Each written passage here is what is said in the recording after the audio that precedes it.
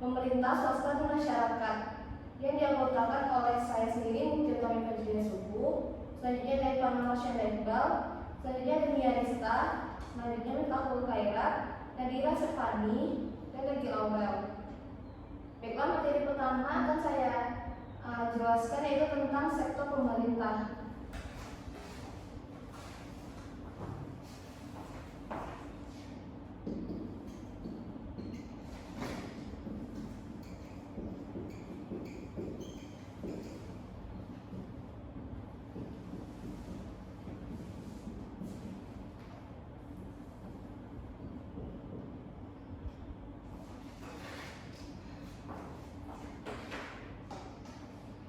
Baik, yang pertama yaitu deskripsi perencanaan pembangunan sektor pemerintah.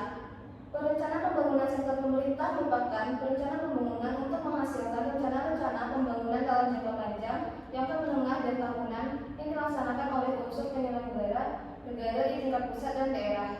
Dalam perencanaan pembangunan, sektor pemerintah banyak melakukan pembangunan infrastruktur seperti jalan, sekolah, kesehatan, tempat ibadah, dan sebagainya, baik dari bidang pendidikan, ekonomi, dan kesehatan. Pemerintah melakukan upaya untuk meningkatkan pembangunan yang merata tanpa kesenjangan, diantaranya dengan memperluas lapangan kerja, memperluas perlindungan sosial, dan mendorong perekonomian rakyat. Dalam perencanaan pembangunan terdapat tahapan sebagai dalam pasal 8 Undang-Undang Nomor 25 Tahun 2004 tentang Sistem Perencanaan Pembangunan Nasional, meliputi pertama penyusunan rencana, yang kedua penetapan rencana, yang ketiga pengendalian pelaksanaan rencana, yang keempat evaluasi pelaksanaan rencana. Perencanaan pembangunan pemerintah di daerah. Perencanaan pembangunan daerah tidak bisa lepas dari perencanaan pembangunan nasional. Perencanaan pembangunan daerah merupakan proses penyusunan tahapan-tahapan kegiatan yang melibatkan berbagai unsur pemangku kepentingan guna pemanfaatan dan pengalokasian sumber daya yang ada dalam rangka meningkatkan kesejahteraan sosial. Pembangunan daerah pada hakikatnya adalah upaya terencana untuk meningkatkan kapasitas pemerintahan daerah sehingga terciptanya suatu kemampuan yang handal. Sistem perencanaan pembangunan daerah bertujuan untuk pertama mendukung koordinasi antar pelaku pembangunan, yang kedua menjamin terciptanya integrasi, sinkronisasi, dan sinergi baik antar daerah, antar ruang, antar waktu, antar fungsi pemerintah maupun antar pusat dan daerah. Yang ketiga menjamin keterkaitan dan konsistensi antara perencanaan, penganggaran, pelaksanaan, dan pengawasan. Yang keempat mengoptimalkan partisipasi masyarakat. Yang kelima yaitu menjamin tercapainya penggunaan sumber daya secara efisien, efektif, berkeadilan, dan berkelanjutan. Selanjutnya ada prinsip perencanaan pembangunan daerah, yaitu meliputi pertama merupakan satu kesatuan dalam sistem perencanaan pembangunan nasional. Yang kedua dilakukan pemerintah daerah bersama para pemangku kepentingan berdasarkan peran dan kewenangan masing-masing. Yang ketiga mengintegrasikan rencana tata ruang dengan rencana pembangunan daerah. Yang keempat dilaksanakan berdasarkan kondisi dan potensi yang dimiliki masing-masing daerah sesuai dinamika perkembangan daerah dan nasional. Selanjutnya ada peran pemerintah daerah dalam perencanaan pembangunan daerah, yaitu pemerintah daerah sebagai peran perencana untuk mendesain dan membentuk interaksi dalam suatu proses menuju sasaran yang ingin dicapai. Dengan ini pemerintah harus berperan utama dengan tugas pokok dan fungsinya.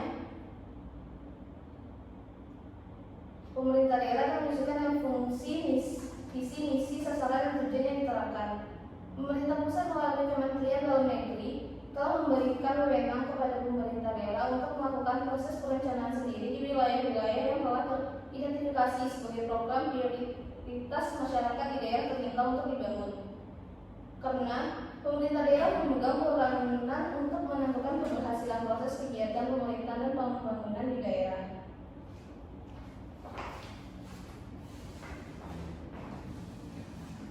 Selanjutnya perencanaan pembangunan di bidang pendidikan di Sumatera Barat akan dibacakan oleh Habibul Aula.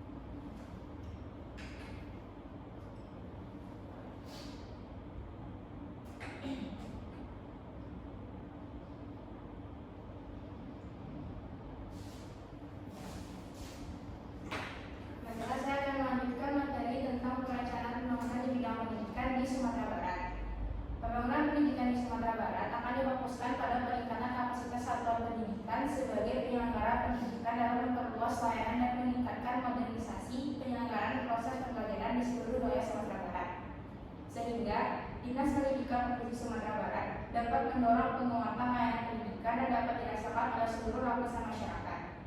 Adapun bentuk permasalahan dan tantangan pembangunan pendidikan di Sumatera Barat salah satunya adalah belum terpenuhinya kebutuhan atau kekurangan sarana dan prasarana pendidikan dalam rangka mengatasi daya tampung peserta didik dan peningkatan mutu proses pembelajaran di sekolah.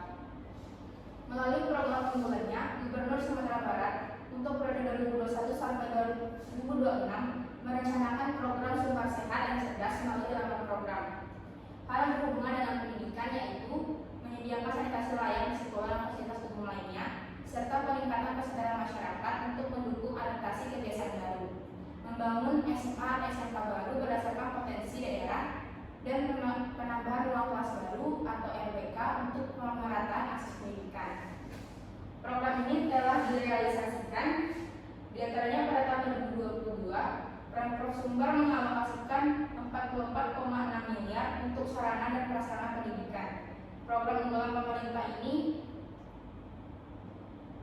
dialokasikan sebesar 4,4 miliar itu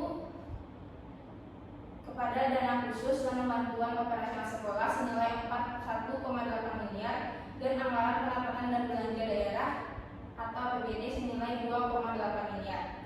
Dana alokasi khusus bantuan operasional sekolah senilai 4,1 miliar dilaksanakan untuk pembangunan prasarana di sekolah di 23 sekolah termasuk rehabilitasi sedang berat 37 ruang kelas dan 6 sekolah serta rehabilitasi sedang berat sebanyak 11 ruang guru, kepala sekolah, tata usaha dan 6 sekolah.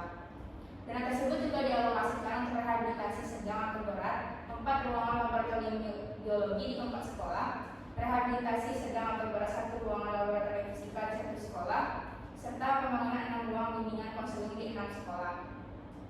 Sedangkan alokasi dana 2,8 miliar dari APBD sebanyak 1,65 miliar diantaranya disiapkan untuk pembangunan ruang kelas baru di SMA 5 Padang, SMA 6 Padang, SMA M 9 Padang, SMA 12 Padang, dan SMA N 16 Padang.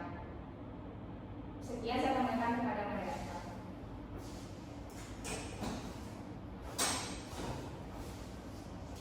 Baik, terima kasih pada Rizky. Selanjutnya materi tentang sektor swasta yang akan dibacakan oleh Rizka.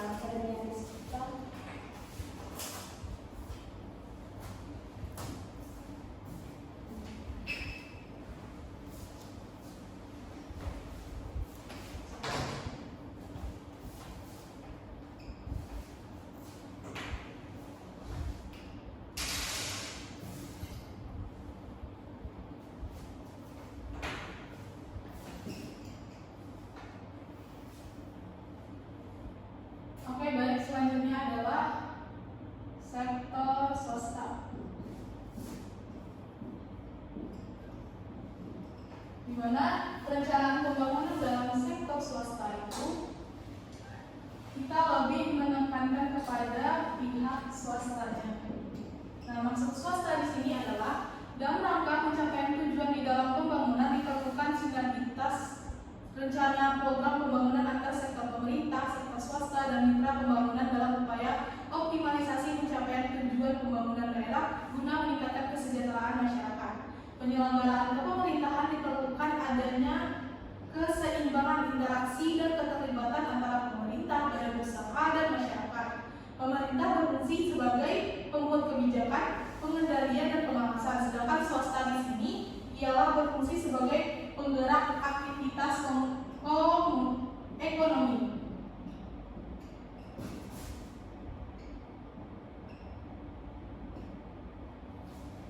Dan masyarakat merupakan objek atau subjek yang berperan serta dalam sektor swasta dan pemerintahan. Nah, selanjutnya apa sih peran dari sektor swasta ini dalam perencanaan pembangunan? Nah, untuk perannya, peran dari sektor swasta ini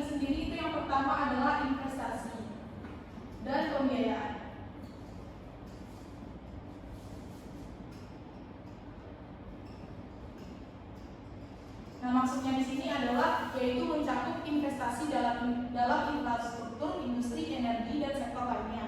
Peran ini membantu meningkatkan kapasitas pembangunan dan pertumbuhan ekonomi. Nah, selanjutnya adalah peran dalam penciptaan lapangan kerja.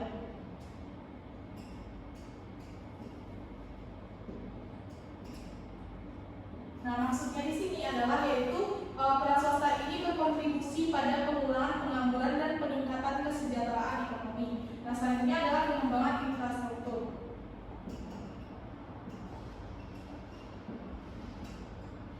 Maksudnya di sini yaitu peran swasta itu terlibat dalam pembangunan infrastruktur seperti jalan, pelabuhan, bandara, dan fasilitas umum lainnya. Kontribusi ini membantu meningkatkan konektivitas dan mobilitas dalam suatu wilayah. Nah, selanjutnya adalah penyediaan layanan umum.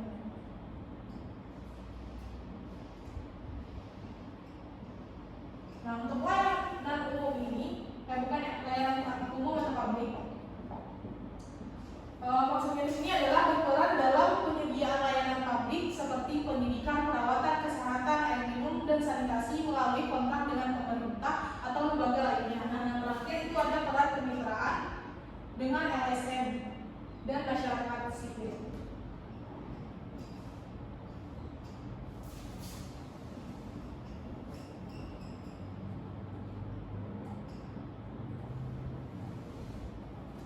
Nah, maksudnya di sini yaitu peran swasta itu bermitra dengan organisasi nirlaba dan masyarakat sipil untuk mendukung program-program pembangunan dan sosial yang berkelanjutan.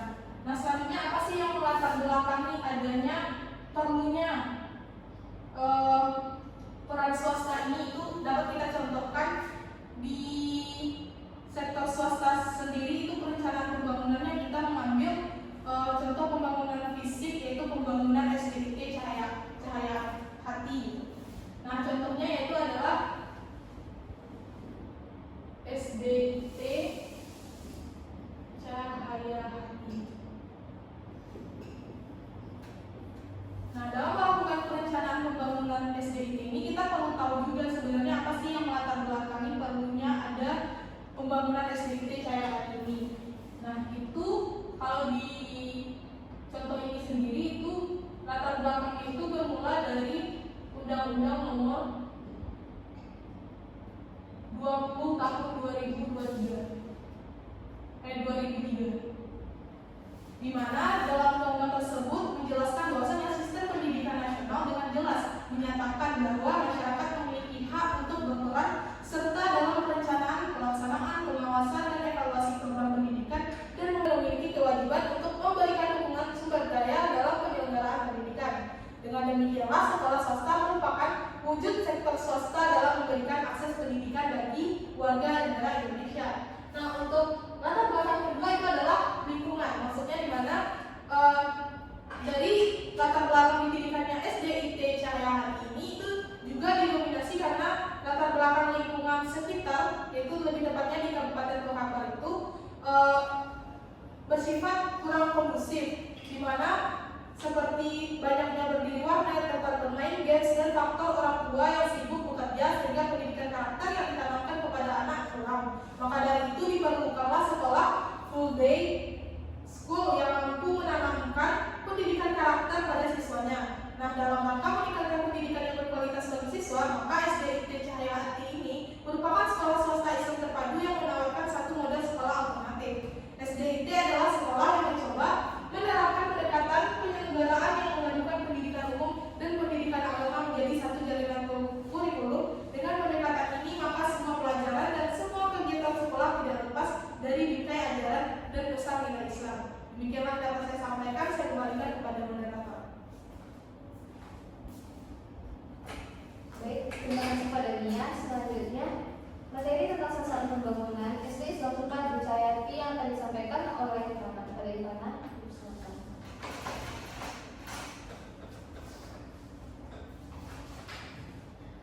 Baik, sebelumnya terima kasih kepada moderator. Saya akan melanjutkan mengenai pembangunan pada sektor swasta. Nah, melanjuti materi yang sudah disampaikan oleh teman saya tadi, maka selanjutnya mengenai sasarannya. Sasaran di sini dalam pembangunan SDIT Cahaya Hati itu ada 4, yaitu yang pertama ada anak SD umur 6 sampai 12 tahun, kemudian juga ada orang tua khususnya orang tua murid yang berdomisili di Paukambar. Kemudian yang ketiga yang melibatkan Yayasan Mitra Peduli Indonesia Kabupaten Padang Pariaman, dan yang keempat adalah pemerintah Kabupaten Padang Pariaman. Selanjutnya yaitu tujuan perencanaan pembangunan SDIT Cahaya Hati. Nah, ada 12 tujuan dalam pembangunan ini. Yang pertama yaitu meningkatkan akses pendidikan. Yang kedua meningkatkan kualitas pendidikan, ketersediaan sarana dan prasarana, penyediaan bantuan keuangan, pengembangan sumber daya manusia, pencapaian hasil belajar yang memadai, pemberdayaan siswa, peningkatan partisipasi orang tua, keberlanjutan keuangan, pemenuhan regulasi dan persyaratan hukum, pengembangan ekstrakurikuler, dan pengembangan sekolah berkelanjutan. Kemudian yaitu proses atau langkah-langkah dalam perencanaan pembangunan SDIT Cahaya Hati ini. Ada 14 proses. Yang pertama adalah mengidentifikasi kebutuhan dan tujuan. Artinya dalam langkah pertama dalam perencanaan pembangunan di SDIT adalah membuat pertimbangan yang ingin dicapai seperti tipe sekolahnya, kurikulum, fasilitas, dan target siswanya. Kemudian yang kedua adalah studi kelayakan. Melakukan studi kelayakan yaitu melibatkan analisis pasar, analisis biaya, dan proyeksi keuangannya. Kemudian yang ketiga yaitu penyusunan rencana bisnis. Rencana bisnis ini mencakup visi, misi, strategi, perencanaan keuangan, dan rencana pemasaran. Rencana bisnis ini akan menjadi panduan utama dalam perencanaan dan pengelolaan sekolah nantinya. Kemudian yang keempat adalah perizinan dan regulasi. Nah, mencakup izin pendirian, izin operasional, serta akreditasi sekolah. Yang kelima yaitu pemilihan lokasi pembangunan. Pertimbangannya adalah aspek-aspek seperti aksesibilitas, infrastruktur, keamanan, dan lingkungan sekitar. Lokasi pemilihan pembangunan sekolah SDIT Cahaya Hati ini yaitu bertempat di Paukambar, Kabupaten Padang Pariaman. Kemudian yang keenam yaitu desain dan perencanaan teknis. Nah, rancang tata sekolah termasuk desain bangunan, ruang kelasnya seperti apa, perpustakaan, laboratorium, dan fasilitas pendukung lainnya. Kemudian yang ketujuh adalah pemilihan dan pelatihan staf. Mencakup merekrut dan melatih staf sekolah termasuk guru, administratif, dan staf dukungan lainnya. Kemudian yang kedelapan adalah pengadaan fasilitas dan peralatan. Mencakup beberapa peralatan sekolah seperti meja, kursi, papan tulis, peralatan komputer, buku, dan perlengkapan lainnya. Kemudian yang kesembilan adalah pengembangan kurikulum. Rancang kurikulum yang sesuai dengan tujuan sekolah dan standar pendidikan yang berlaku. Ini melibatkan pemilihan buku pelajaran, materi pengajaran, dan pengembangan metode pengajaran. Kemudian yang ke-10 ada perencanaan keuangan, bagaimana pengelolaan keuangan dalam pembangunan SDIT Cahaya Hati ini. Yang ke-11 adalah pengujian dan sertifikasi, yaitu melakukan pengujian dan evaluasi untuk memastikan bahwa semua sistem dan fasilitas berfungsi dengan baik. Kemudian yang ke-12 ada peluncuran dan pemasaran, yaitu peluncuran resmi sekolah dan mempromosikan sekolah melalui media cetak atau media massa ataupun media sosial. Kemudian ada operasionalisasi, dan yang terakhir adalah evaluasi dan pengembangan lanjutan. Baik, demikian yang dapat saya sampaikan. Saya kembalikan kepada moderator. Baik, terima kasih kepada Ivana. Materi selanjutnya yaitu tentang perencanaan pembangunan dalam perspektif sektor masyarakat yang akan disampaikan oleh Nabila. Pada Nabila, persilakan.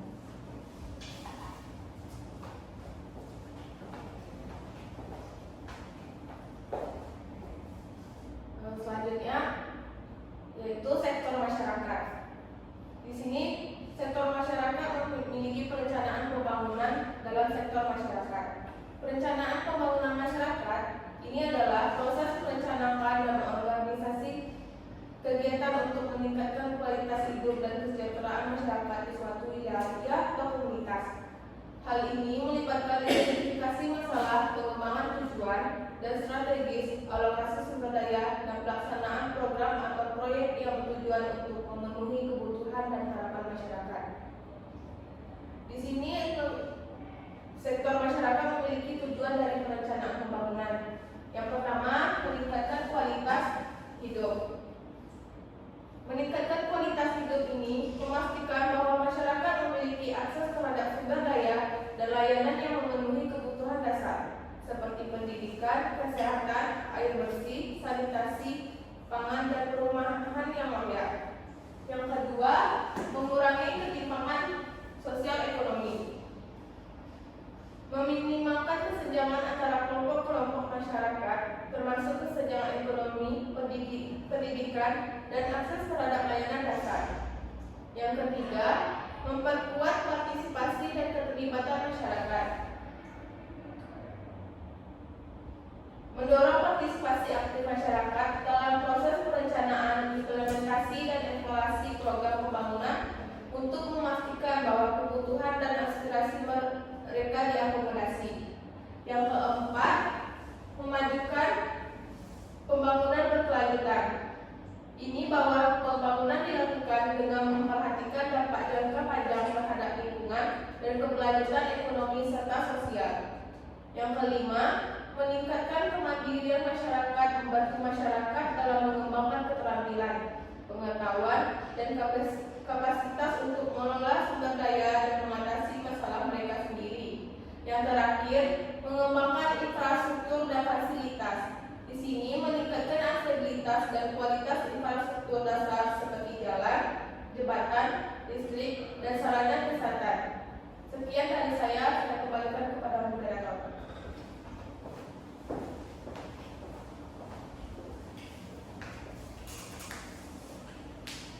Baik, terima kasih pada Nadira. Selanjutnya, contoh perencanaan pembangunan perspektif masyarakat yang akan disampaikan oleh Miftahul pada Miftahul dipersilakan.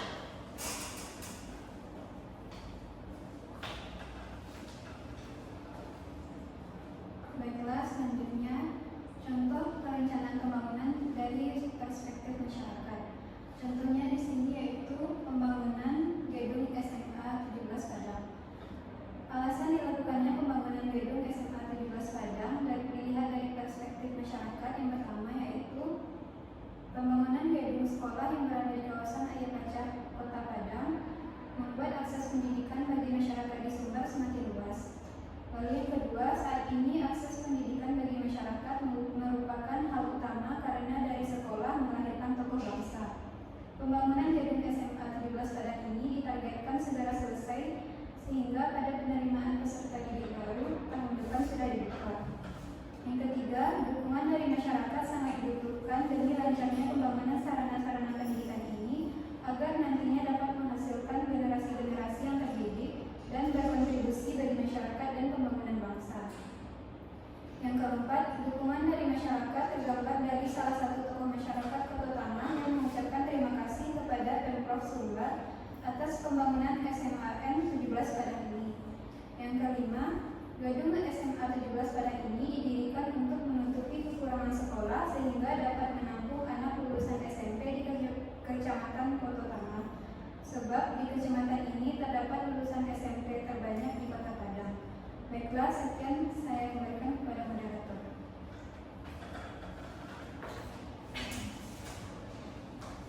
Baik, terima kasih pada Miftahul. Sekian presentasi dari kelompok kami. Jika ada kesalahan dan kekurangan mohon dimaafkan. Wassalamualaikum warahmatullahi wabarakatuh.